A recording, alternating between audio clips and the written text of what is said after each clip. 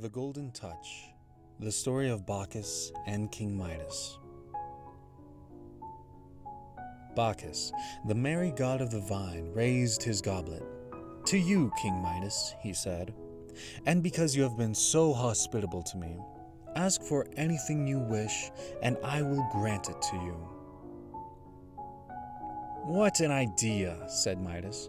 "Anything I wish?" "Indeed, anything," said Bacchus. "Anything. Yes, yes." "Ah, well," said the king, chuckling. "Of course, there's only one thing that I want. I wish that everything I touch would turn to gold." Midas looked sideways at Bacchus, for he couldn't believe such a gift could really be his. "My friend, you already have all the gold you could possibly want," said Bacchus, looking disappointed. "Oh no, I don't," said Midas. "One never has enough gold." "Well, if that is what you wish for, I suppose I will have to grant it," said Bacchus. Bacchus soon took his leave, and as Midas waved goodbye to him, his hand brushed an oak twig hanging from a tree, and the twig turned to gold. The king screamed with joy, then shouted after Bacchus, "My wish has come true. Thank you, thank you." The god turned and waved, then disappeared down the road. Midas looked around excitedly. He leaned over and picked a stone up from the ground, and the stone turned into a golden nugget. He kicked the sand, and the sand turned into golden grains. King Midas threw back his head and shouted, "I'm the richest man in the world." Then he rushed about his grounds, touching everything. And everything turned to gold. Ears of corn in his fields, apples plucked from trees, the pillars of his mansion. When the king's servants heard him shouting, they rushed to see what was happening. They found their king dancing wildly on his lawn, turning the grass into glittering blades of gold. Everyone laughed and clapped as Midas washed his hands in his fountain and turned the water into a gleaming spray. Finally, exhausted but overjoyed, King Midas called for his dinner. His servants placed a huge banquet meal before him on his lawn. "Oh, I am so hungry," he said as he speared a piece of meat and brought it to his mouth. But suddenly, King Midas realized his wish may not have been as wonderful as he thought, for the moment he bit down on the meat, it too turned to gold. Midas laughed uneasily, then reached for a piece of bread. But as soon as his hands touched the bread, it also became a hard golden nugget. Weak with dread, Midas reached for his goblet of water. But alas, his lips touched only hard, cold metal. The water had also turned to gold. Covering his head and moaning, King Midas realized his great wish was going to kill him. He would soon starve to death or die of thirst. "Bacchus," he cried, throwing his hands toward heaven, "I've been a greedy fool. Take away your gift. Free me from my golden touch. Help me, Bacchus." The sobbing king fell off his chair to his knees. He beat his fists against the ground, turning even the little anthills to gold. His servants grieved for him, but none dared to go near him, for they feared he might accidentally turn them to gold too. As everyone wailed with sorrow, Bacchus suddenly appeared on the palace lawn. The merry god stood before the sobbing king for a moment, then said, "Rise, Midas." Stumbling to his feet, King Midas begged Bacchus to forgive him and to take away this curse of the golden touch. "You were greedy and foolish, my friend," said Bacchus, "but I will forgive you. Now go and wash yourself in the Pactolus river that runs by Sardis, and you will be cleansed of this desire to have more gold than anyone else." King Midas did as Bacchus said. He washed in the Pactolus, leaving behind streams of gold in the river's sands. Then he returned home and happily ate his dinner.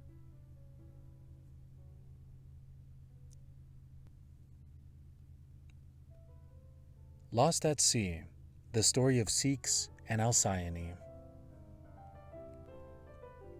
King Ceyx, son of the morning star, walked along the shore with his wife, Alcyone, daughter of the king of the winds. "I must leave in a few days on a long sea voyage and travel to the Oracle of Delphi," King Ceyx told his wife. "But I promise I will be gone for no more than 2 months. Alcyone turned pale. She knew the rough winds in the open seas were very dangerous. "My father, Aeolus, rules the winds. I know what force he can unleash in a bad storm. I beg you, if you love me, don't go." King Ceyx assured Alcyone of his love for her and promised to return soon, but she wouldn't be consoled. A few days later, when he stood in the stern of his ship and waved goodbye, she flung herself down on the sands and wept bitterly. Then she dragged herself home and began her long wait for her husband's return. One night, as King Ceyx's ship sailed upon the open sea, the waves began to rise. "Pull in your oars, lower the sails," the captain shouted. But the men could not hear him, for the winds had begun to howl, and thunder rumbled in the sky. Ocean spray leapt for the stars as lightning lit the night. Then the sea turned yellow, and the heavens poured water in great torrents as waves crashed in on the king's ship. Ceyx's last thoughts were of Alcyone. He cried to the gods, "Wash my body to my wife over the sea." And he called her name again and again, until a great arc of water took him down to the dark depths of the ocean. And then there was no more lightning and no more starlight. Everything was pitch black. The morning star did not shine the next day, but hid behind the clouds, grieving for his drowned son.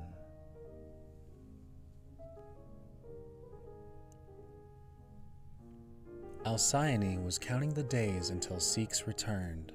She wove a beautiful robe for him and a dress for herself to wear when he came home. Every day she burned incense and prayed to Juno, the goddess who protects married women, asking her to bring her husband home safely. Hearing Alcyone's prayers, Juno felt pity. Finally, she summoned her messenger, Iris, the rainbow goddess. She instructed Iris to travel to the god Sleep and ask Sleep to send Alcyone a dream, telling her that her husband had drowned at sea. Iris took off at once, trailing her 1,000 colors across the sky until she touched down upon the twilight lands of the Cimmerian country. There, the god Sleep lived in the hollow of a mountain. When Iris arrived at Sleep's cave, she heard no birds singing, or dogs barking, or geese cackling. Only the river, Lethe, whispered sleepily in the twilight as Iris stepped past the poppy beds and entered Sleep's cave. The rainbow goddess pushed aside the empty dreams in her way, then came upon Sleep, who was snoring in a great ebony bed. Iris awakened the slumbering god and bid him to send a dream to Alcyone. After Sleep agreed, Iris soared back to Mount Olympus, trailing her rainbow colors across the sky. Sleep roused Morpheus, one of his 1,000 sons, the one who could best imitate humans. He instructed Morpheus to fly to Alcyone, and then the god returned to his bed, letting his drowsy head sink down again into the land of dreams. On silent wings, Morpheus took off through the twilight. When he finally came to the home of Alcyone, he assumed the face and body of King Ceyx. He slipped into Alcyone's chamber and stood before her bed. Ceyx's ghostly beard dripped with seawater, and tears ran down his face as he bent over his sleeping wife and whispered, "Oh, my love, do you see me? Have I changed in death? Cherish no hope for my return. My ship went down in a storm far out at sea, and I died calling your name. Arise now and weep for me." In her sleep, Alcyone wept and tried to take her husband into her arms, but it was no use. She clutched the air and cried out for him until her own voice woke her. Alcyone had realized she had been dreaming, but fearing her dream might have been the truth, she wept until dawn. When light crept into her bedroom chamber, Alcyone rose and slipped down to the shore, to the place where she had last seen Ceeks, standing in the stern of his boat, waving to her. As she stared at the sea, Alcyone spotted something floating on the water. She stepped closer and saw a man's body on top of the waves. "Oh, poor sailor," she said, "and poor wife, if you're married." When the waves washed the body closer to shore, Alcyone saw it was her husband, and she cried out, "Oh, my love, why have you come back to me this way?" Then she rushed into the sea, and though the waves broke against her, she did not go under. Instead, she began beating the water with giant wings. Then, crying out like a bird, she rose into the air and flew over the sea to Ceeks' lifeless body. And when she touched her husband's cold lips with her beak, he also became a bird, and the two of them were together again. Since that time, every year for 7 days before the winter solstice, the waves are quiet, and the water is perfectly calm.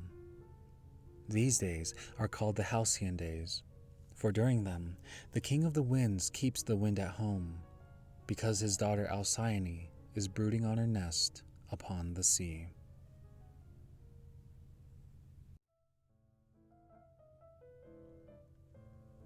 Hello, hello, hello, hello.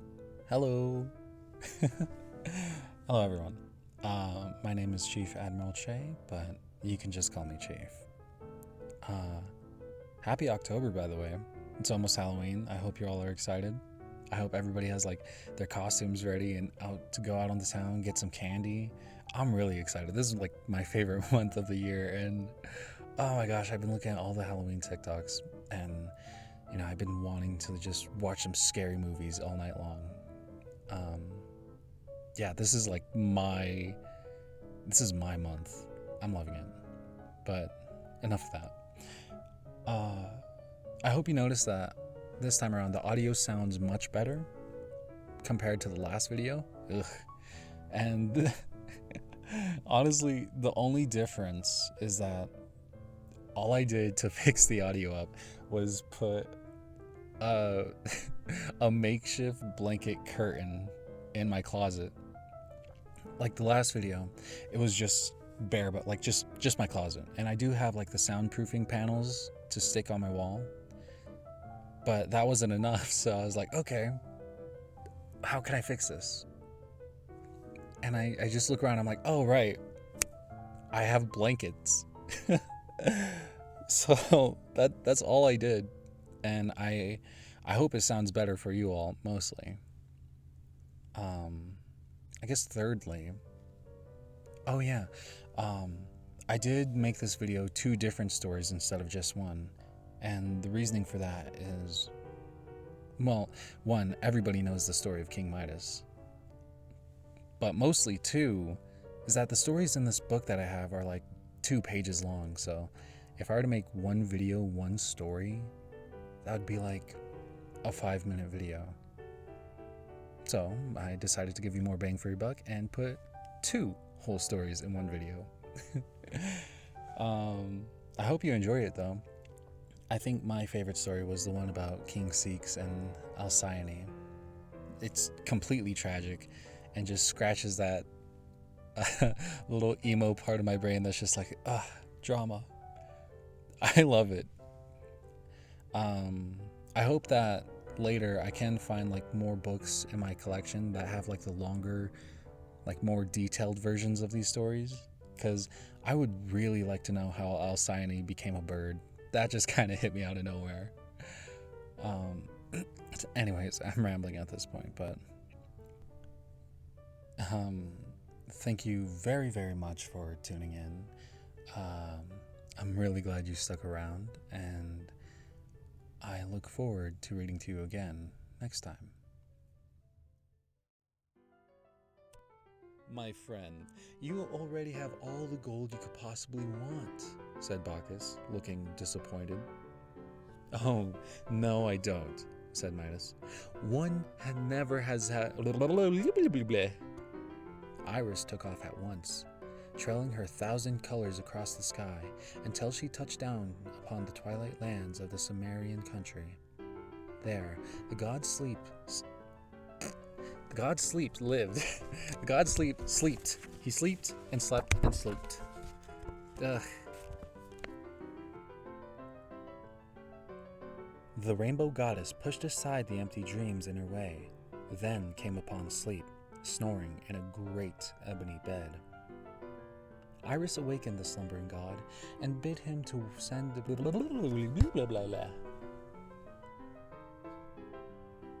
seeks his ghostly, a ghostly beard.